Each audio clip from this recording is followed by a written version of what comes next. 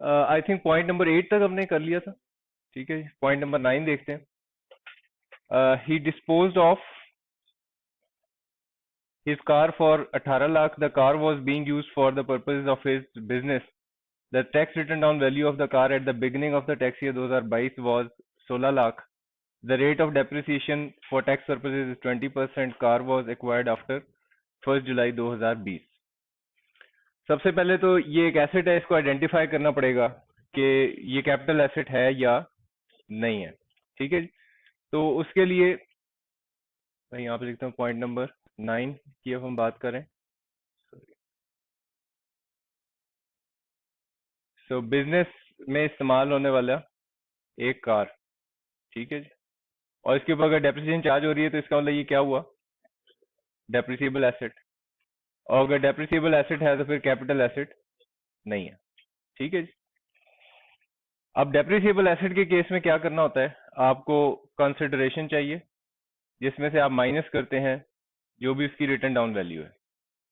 Return down value के लिए आपको क्या चाहिए, कॉस्ट माइनस जो भी डेप्रिसिएशन है, या अगर आपको written down value at start given हो, at start of tax year. So मेरा टैक्स ईयर कब से स्टार्ट हो रहा है, 1 जुलाई 2021 से लेके 30 जून 2022 तक, और इसको मैं बोलता हूं कि ये टैक्स ईयर 2022 है। तो अब मेरे पास रिटर्न डाउन वैल्यू इस डेट की दी हुई है, ऐसी है जी। सवाल को देखते हैं जरा दोबारा।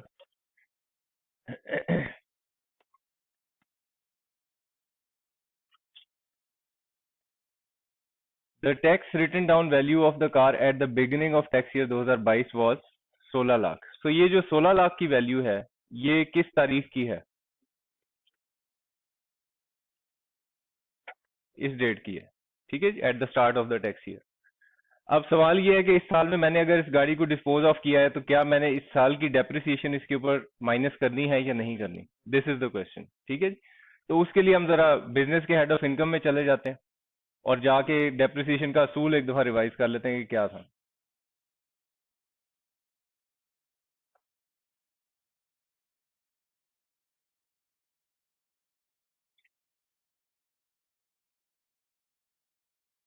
पार्टली यूज नहीं था, नंबर 6, हाँ जी, ये था हमारा डेप्रिसिएशन का असूल। डेप्रिसिएशन का असूल ये था कि आपको कौन सा मेथड यूज करना है, रिड्यूसिंग बैलेंस मेथड यूज करना है, full year depreciation in year of acquisition and no depreciation in year of disposal. लेकिन साथ में ये एक इंपॉर्टेंट चीज लिखी हुई है, और ये क्या है, for assets used for first time on और आफ्टर 1 जुलाई 2020। अगर एसेट मेरे बिजनेस में कब आया हो, 1 जुलाई 2020 के बाद, तो फिर कानून थोड़ा सा डिफरेंट है, और वो क्या है, depreciation at the rate of 50% of rate as per third schedule shall be allowed in the year of disposal.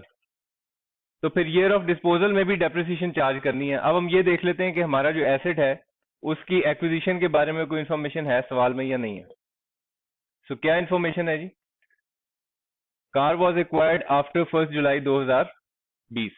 इसका मतलब वो जो 50% रूल है वो इसके ऊपर अप्लाई होगा। अगर वो 50% रूल इससे अप्लाई होगा तो इसका मतलब मैंने इसके ऊपर डेप्रिसिएशन बनानी है। Method of depreciation is written down value. तो डेप्रिसिएशन की कैलकुलेशन कैसे होगी, आपको पहले 16 लाख जो भी रिटन डाउन वैल्यू है उसके ऊपर 20% कैलकुलेट करना है, और फिर उसका 50% बनाना है। तो ये कितना हो जाएगा, 1,60,000। तो 1,60,000 मुझे माइनस करना पड़ेगा किसमें से, 16 लाख में से, तब वो रिटर्न डाउन वैल्यू आएगी जो मैंने यहाँ पे माइनस करनी है। ठीक है जी, सबको समझ आ रही बात। सो कंसिडरेशन देख लें कितनी है सवाल में, बोलो जरा कितनी है, 18 लाख। और रिटर्न डाउन वैल्यू कितनी हो गई, 14,40,000। तो इसको जब मैं माइनस करता हूं तो कितना हो जाता है, 3,60,000। ये 3,60,000 मेरा इनकम बनेगा, लेकिन हेड ऑफ इनकम कौन सा होगा, बिजनेस का। क्यों, क्योंकि ये तो डेप्रिसिएबल एसेट है और बिजनेस की ये कार है, तो इसका मतलब कैपिटल गेन्स में तो नहीं लेकर जाएंगे इसे। सो 3,60,000 बिजनेस का हेड ऑफ इनकम होगा और इसमें पैसे कितने जाएंगे? 3,60,000। ठीक है जी, पॉइंट नंबर 10 को देखते हैं। पॉइंट नंबर 9 में किसी का कोई सवाल है? नो सवाल। Point number 10, on 20th October 2021 he sold a dining table to Fahim for 18,000 which he had purchased on 15 May 2019 for 15,000 for her personal use, his personal use होना चाहिए था। तो इसमें कोई गेन है या लॉस है या क्या करें इसको? कैपिटल एसेट है या नहीं, पहले तो ये बताएं।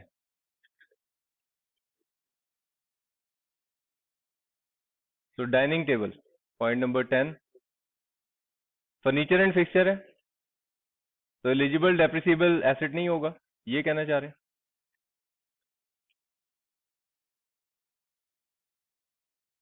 तो जरा रेलिवेंट नॉलेज को एक दफा रिवाइज करते हैं।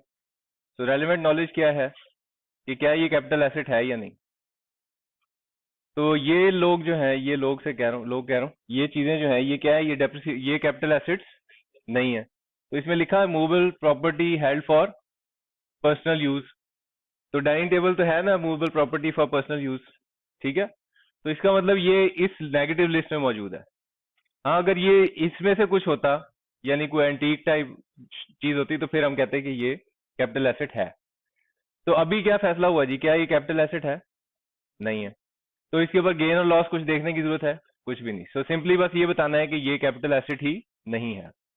और डेप्रिसिएबल एसेट इसलिए नहीं है क्योंकि बिजनेस में तो यूज नहीं हो रहा, तो बिजनेस में इस्तेमाल होना जरूरी है डेप्रिसिएबल एसेट बनने के लिए। So we will just say कि this is not a capital asset. Point number 11, Haris sold 2 of his personal vehicles during the current year and earned profit of 5.5 lakh. तो फिर क्या है? Movable property for personal use, तो capital asset नहीं है। Point number 12, on 1 July 2016 Haris purchase 2 sculptures for 4,10,000 and 4,75,000। तो capital asset है या नहीं है? तो नेगेटिव लिस्ट में से जो एक्सक्लूडेड आइटम्स थे उसमें ये स्कल्पचर शामिल हुआ है, तो इसका मतलब ये कैपिटल एसेट है। तो इसका मतलब इसके ऊपर गेन और लॉस का सिनेरियो बन सकता है। लेकिन स्कल्पचर के केस में, पॉइंट नंबर 12, स्कल्पचर के केस में क्या चीज है जी कि इसके अंदर अगर तो गेन हुआ तो अच्छी बात है, लेकिन अगर लॉस हुआ तो फिर कुछ भी कंसिडर नहीं किया जाएगा। तो अब देख लेते हैं कि क्या है, गेन हो रहा है या लॉस हो रहा है डाटा के मुताबिक। सो इट सेज 2 स्कल्पचर्स आपने परचेज किए 4,10,000 और 4,75,000 के। On 30th November 2021, during shifting of his house, he lost both the sculptures. On 15 January 2022, he received insurance claim of 9,40,000। तो इंश्योरेंस क्लेम को हमने कंसिडरेशन कहा हुआ है, ठीक। और चूंकि ये गुम हो गए, इसका मतलब ये डिस्पोजल हो गया और इंश्योरेंस क्लेम आपका कंसिडरेशन बन गया। In a single transaction against loss of 2 sculptures, दोनों स्कल्पचर्स के इवज उसके कितने पैसे मिले हैं? 9,40,000। नाउ प्रॉब्लम क्या है यहाँ पे? प्रॉब्लम ये है कि आपको स्कल्पचर, 2 स्कल्पचर्स हैं हमारे पास, स्कल्पचर 1 और स्कल्पचर 2, और कंसिडरेशन अगर हमें मालूम हो तो हम इसमें से माइनस कर सकते हैं इसकी कॉस्ट। कॉस्ट हमें पता है दोनों की अलग अलग, बोलो जरा कितनी है? 4,10,000 और 4,75,000, ये तो हमें पता है। लेकिन कंसिडरेशन का प्रॉब्लम ये है कि ये इकट्ठी बताई हुई कितनी? 9,40,000। तो अब कैसे पता चलेगा कि गेन है या लॉस? तो इसके लिए क्या करना पड़ेगा, चूंकि कंसिडरेशन और कॉस्ट वाले रूल्स जो बिजनेस में हमने पढ़े थे वो सब एसेट्स के लिए हैं, तो कैपिटल एसेट्स के लिए भी हैं। तो हम कंसिडरेशन वाले जरा टॉपिक के ऊपर जाते हैं एक दफा, बिजनेस के हेड ऑफ इनकम में। और वहां पे कुछ साइंस लिखी हुई है कंसिडरेशन के मुताबिक क्या साइंस लिखी हुई है, वो साइंस रिवाइज कर लेते हैं। फिर पॉइंट नंबर सी देखें, if 2 or more assets disposed of in a single transaction and consideration of each asset is not specified। यही सिचुएशन बन रही है। 9,40,000 आपको इकट्ठा मिला एक ही ट्रांजैक्शन में, और दोनों की अलग अलग से कंसिडरेशन नहीं बताई insurance claim. The total consideration received shall be apportioned on basis of fair market value of each asset at time of disposal. तो डिस्पोजल के वक्त जो भी फेयर मार्केट वैल्यूज थी, उस बुनियाद पे आप इसको क्या कर देंगे, अपॉर्शन कर देंगे। तो अब फेयर मार्केट वैल्यूज देखो सवाल में बताई हुई है।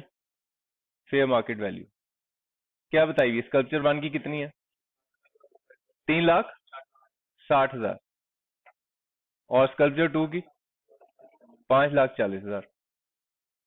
तो अब इस 9,40,000 को इस प्रोपोर्शन में डिस्ट्रीब्यूट करना है।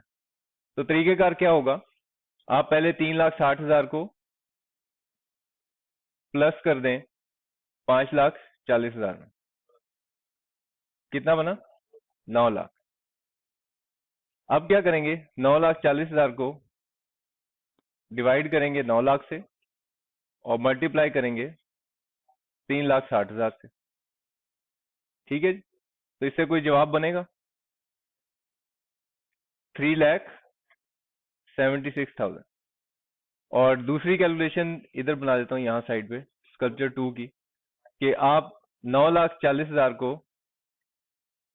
डिवाइड करेंगे 9 लाख से और मल्टीप्लाई करेंगे 5,40,000 से, 5,64,000। सो ये जो डिस्ट्रीब्यूशन अब आपने बनाई, इसका मतलब ये 5,64,000 और 3,76,000, इसको अगर आप जमा करें तो क्या आना चाहिए, 9,40,000 आना चाहिए। तो ऐसा हो रहा है, ठीक है। तो इसका मतलब जो स्कल्पचर 1 है उसकी कंसिडरेशन अब आपने 9,40,000 को ही डिस्ट्रीब्यूट किया है 3,76,000 और 5,64,000। मसला हल हो गया जी। अब हम यहां से फाइंड आउट कर सकते हैं कि हमें गेन हुआ या लॉस। इसमें लॉस हो रहा है कितना, 34,000 का लॉस है, और यहाँ पे 89,000 का गेन है। तो लॉस तो हमारे किसी काम का नहीं है, क्योंकि ये उन एसेट्स में शामिल है जिसके लॉसेस को कंसिडर नहीं किया जाता। 89,000 का गेन बिल्कुल हमारे काम का है। अब इस गेन को क्या करेंगे, होल्डिंग पीरियड देखना पड़ेगा। तो होल्डिंग पीरियड चेक करते हैं जी, क्या उसके बारे में कानून क्या है। तो ये हमारा डिसीजन ट्री है और इसको हमने फॉलो करना है, ठीक है जी। तो ये वाला एसेट था जिनके ऊपर लॉसेस को कंसिडर नहीं किया जाता। सो डिस्पोजल हो गया और गेन आ गया। अब होल्डिंग पीरियड देखना है कि अगर 1 साल से ज्यादा है तो फिर 3/4 टैक्सेबल। तो होल्डिंग पीरियड किसी ने मालूम करने की कोशिश की है, कब कब परचेज किए थे इसने, 2016 में। और डिस्पोज ऑफ कब हो रहे हैं, हाँ हाँ 30, ठीक है, 30 नवंबर 2021। तो होल्डिंग पीरियड 1 साल से ज्यादा बन गया ना, ठीक है। तो अगर होल्डिंग पीरियड 1 साल से ज्यादा बन गया तो इसका मतलब 3/4 विल बी टैक्सेबल। तो कर दें इसको 3/4 इंटू 3/4, कितना बना,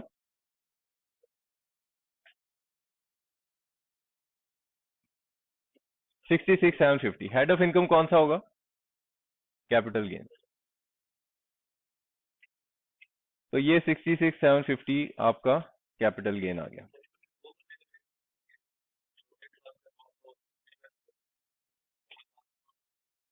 वो देखो ना, वो आप इसकी बात करें जो इमूवेबल्स के लिए थे,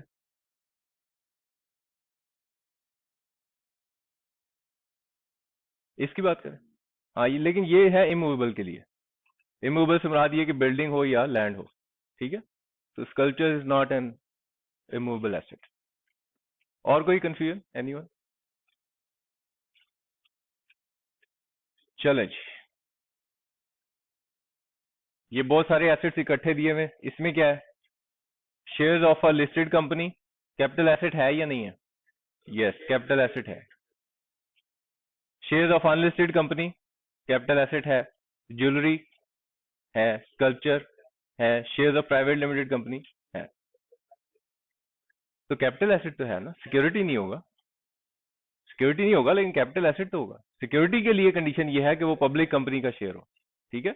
और बिल्कुल वैसे ही जैसे आपने शेयर ऑफ अनलिस्टेड कंपनी को कहा है कि ये कैपिटल एसेट है, तो ये भी अनलिस्टेड है। अच्छा, अब जिस वक्त आपको बहुत सारे कैपिटल एसेट्स इकट्ठे नजर आए, तो उसमें से अलहदा कर लें कौन कौन से, सिक्योरिटी, इमूवेबल और अदर्स। बाकी सारे फिर किस में चल जाएंगे, अदर्स में चल जाएंगे। तो अब इसमें सिक्योरिटी कौन कौन सी है जी, शेयर्स ऑफ लिस्टेड कंपनी और दैट्स इट। तो सिर्फ एक ये सिक्योरिटी है, बाकी आम से नॉर्मल कैपिटल एसेट्स हैं। ये एक ब्राह्मण है जी। अनलिस्टेड कंपनी क्यों नहीं है, पब्लिक कंपनी है ना, लेकिन हमने पब्लिक कंपनी उसको कहना है जिसको टैक्स लॉ पब्लिक कंपनी कहता है, ठीक है। जो पब्लिक कंपनी की डेफिनेशन हमने स्टार्ट में डिस्कस की थी, आपके पास वो हैंडआउट्स में होगी, याद है किसी को? तो उसमें क्या था भला? तो एक सेकंड के लिए रिवाइज कर लेते हैं, हो सकता है किसी और को भी कंफ्यूजन हो। सो पब्लिक कंपनी, हमने ये बेसिक कॉन्सेप्ट्स में कुछ इंपॉर्टेंट डेफिनेशंस पढ़ी थी, तो इसको थोड़ा सा आप रिकॉल करेंगे। और ये पब्लिक कंपनी का डेफिनेशन था जी, क्या थी पब्लिक कंपनी? अब टैक्स लॉ के मुताबिक ये पब्लिक कंपनी है। वो कंपनीज और कंपनीज एक्ट जिसको भी कंपनी पब्लिक कंपनी कहता है, प्राइवेट कंपनी कहता है, वो अब उससे फर्क नहीं पड़ता। So public company tax law के मुताबिक वो है कंपनी इन विच 50% और more shares are held by federal government, provincial government, foreign government और a foreign company owned by foreign government whose shares are traded on stock exchange registered in Pakistan and remained listed at the end of the year। तो इसका मतलब यहाँ पे listed company को सिर्फ कहा गया है, या फिर जिसके पास, जिस कंपनी, अगर कोई प्राइवेट लिमिटेड कंपनी है उसके 50% ज्यादा शेयर फेडरल गवर्नमेंट के पास है, तो टैक्स लॉ के मुताबिक वो क्या होगी, वो पब्लिक कंपनी होगी, ठीक है। और जब वो पब्लिक कंपनी है तो फिर इसका मतलब उसके ऊपर वो सारे कानून लगेंगे जो पब्लिक कंपनी के लिए डिफाइन हुए हैं। और अब साथ में अगर आप देख लें जाकर इसकी कैपिटल गेन्स में जो हमने सिक्योरिटी की डेफिनेशन पढ़ी थी, तो साथ ही इसको रेफर कर लेना कि सिक्योरिटी की डेफिनेशन में क्या था, शेयर ऑफ पब्लिक कंपनी। ये कैपिटल, ये सिक्योरिटी की डेफिनेशन में शामिल है। ठीक हो गया जी, मसला खत्म। तो अब क्या नतीजा निकला जी?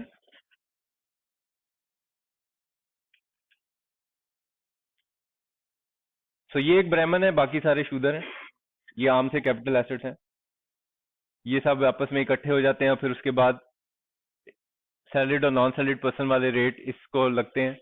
जबकि ये एक खास किस्म का कैपिटल एसेट है, इसके ऊपर अगर गेन होगा तो इसके लिए अलहदा से रेट्स बताए हुए। इमूवेबल्स भी इसी तरह अलहदा से उसके रेट्स बताए हुए। अच्छा, इसमें तो लॉस नजर आ रहा है, और जो सिक्योरिटी है उसके लॉस को जरा देखना पड़ेगा कि क्या करते हैं हम। तो वो हमने डिस्कस किया हुआ था इसी में, सिक्योरिटी के ही टॉपिक में। तो इसको एक दफा रिवाइज कीजिएगा। इसमें क्या लिखा है, loss from security shall be set of only against gain from security and can be carried forward up to 3 subsequent tax years. This carry forward is not allowed for loss arising during tax years, blah blah blah। तो इसका मतलब अगर security से कोई loss आ जाएगा तो उसको सिर्फ सिक्योरिटी के गेन के अगेंस्ट ही सेट ऑफ किया जा सकता है। तो इसका मतलब यहाँ पे तो कोई सिक्योरिटी नहीं है, अगर ऊपर कहीं पे कोई सिक्योरिटी आई है तो उसके अगेंस्ट हम इसको एडजस्ट कर सकते हैं।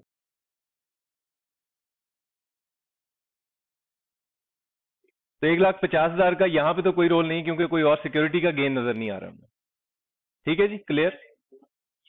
हाँ किया, वो मैं एक्सप्लेन करता हूँ।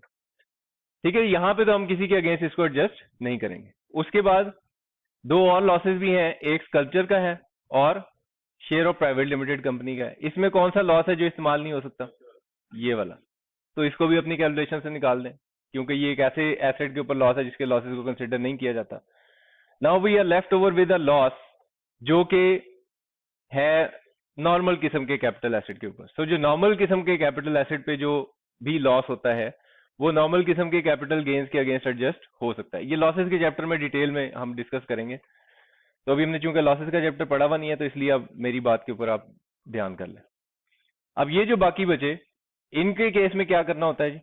इनके केस में ये 4 लाख भी टैक्सेबल है और 6,50,000 भी टैक्सेबल है। तो ये बच गए अब सिर्फ। अब इसके अगेंस्ट मैं एक लॉस एडजस्ट कर सकता हूं वो कौन से वाला है? 1 लाख। तो ये 1 लाख मैं किसके अगेंस्ट एडजस्ट कर सकता हूँ? इसके अगेंस्ट या इसके अगेंस्ट? तो ये आपके पास चॉइस होती है, आपकी मर्जी है। ठीक है। अच्छा, अब इसमें अगली चीज क्या देखनी होगी? Holding period.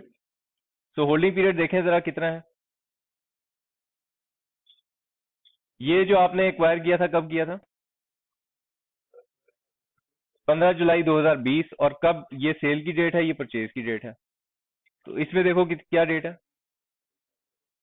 30 नवंबर 2021। तो 1 साल से कम है या ज्यादा है? ज्यादा है। तो इसका मतलब 3/4। और ज्वेलरी के केस में 15 मई 2020 और दिसंबर 2021, 1 साल से ज्यादा है। तो इसका मतलब 3/4। ठीक है, 3/4 बनाएंगे तो कितना बन जाएगा? 3 लाख। और ये कितना बन जाएगा? 487,500। और ये जो लॉस है इसको मैं इसमें माइनस कर दूंगा, जाहिर है जो टैक्सेबल गेन होगा उसी में से ही करूंगा। तो 687,500। ठीक होगी जी बात। अब ये जो लॉस है इसको अगर हमारे पास इसी सेम पर्सन के कोई और सिक्योरिटी के कैपिटल गेन्स हैं तो उसके अगेंस्ट एडजस्ट किया जा सकता है। तो इसका मतलब ये कहां पे एडजस्ट हो सकता था? सिक्योरिटी का गेन किधर था जी? 0.4 में तो नहीं था।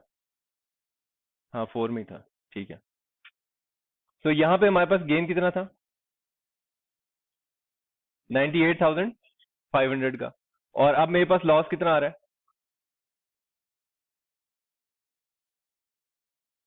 देखिए 150,000। तो इसका मतलब 98,000 का अगर गेन है और 150,000 का मेरे पास लॉस है, तो इस सिक्योरिटी के लॉसेस को मैं आपस में एडजस्ट करूंगा। और उसके बाद अगर सिक्योरिटी के अंदर कोई गेन बच रहा होगा तो फिर उसको क्या करेंगे?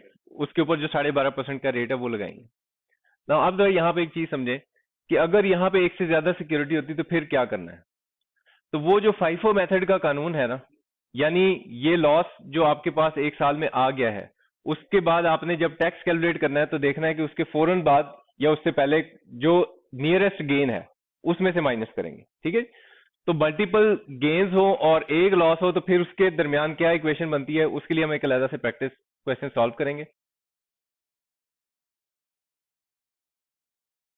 इस फैक्ट को फिलहाल मैंने यहाँ पे इग्नोर कर दिया इस सवाल में, क्योंकि वो इतना कॉम्प्लिकेटेड हो जाता फिर समझना एक सवाल में मुश्किल है। तो इग्नोरिंग दिस फैक्ट कि इस 1,50,000 को मैं ऊपर एडजस्ट कर रहा हूँ, आई से कि ये 1,50,000 एक सेपरेट ट्रांजेक्शन है, इसको मैं अभी एडजस्ट नहीं कर रहा सिक्योरिटी के अगेंस्ट, क्योंकि वो एक डिफरेंट साइंस है जो मैंने आपको एक्सप्लेन करनी है कि अगर एक से ज्यादा किस्म के गेन्स पड़े हो सिक्योरिटी के अंदर और एक लॉस आ जाए चलता हुआ सिक्योरिटी का ही, तो फिर वो किसके अगेंस्ट एडजस्ट होगा? क्योंकि सिक्योरिटी का सिनेरियो ऐसा है कि हर ट्रांजैक्शन के लिए टैक्स अलग कैलकुलेट करना पड़ता है, क्योंकि होल्डिंग पीरियड डिफरेंट हो सकता है ना हर सिक्योरिटी का।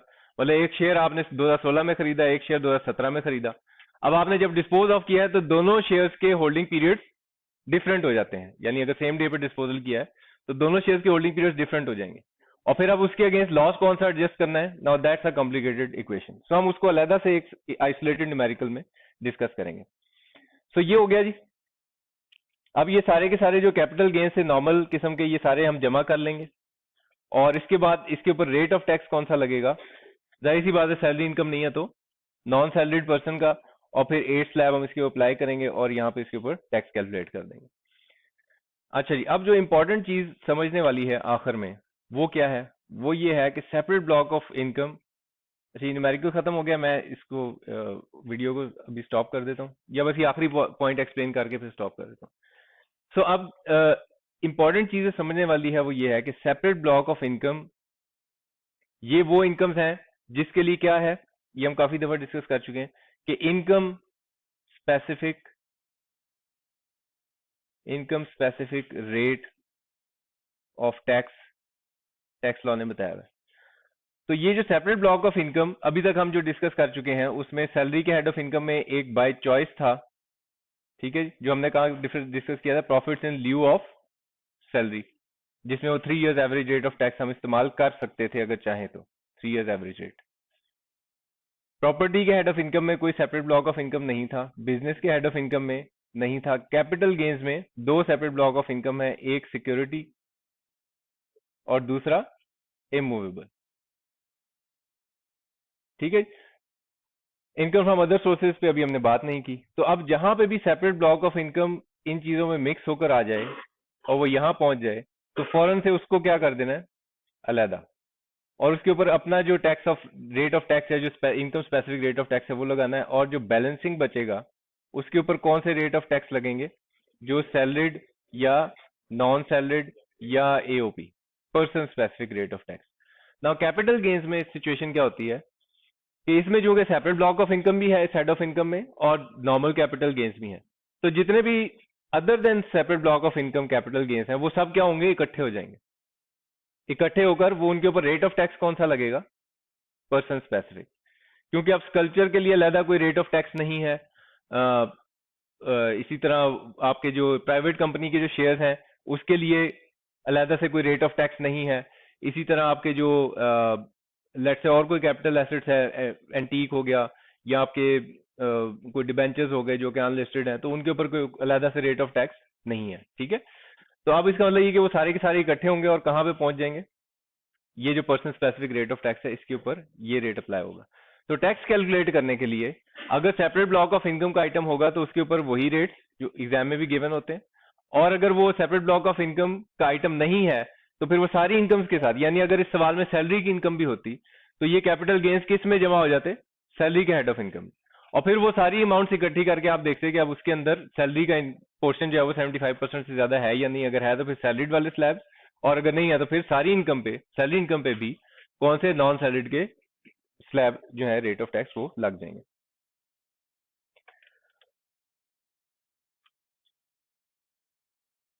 ओके जी, सो ये क्लियर हो गया। चलो इसको